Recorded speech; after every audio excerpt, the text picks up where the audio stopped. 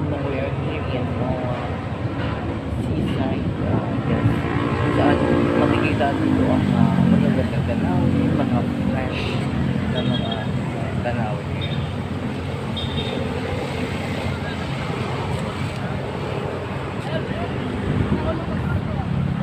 So, yun.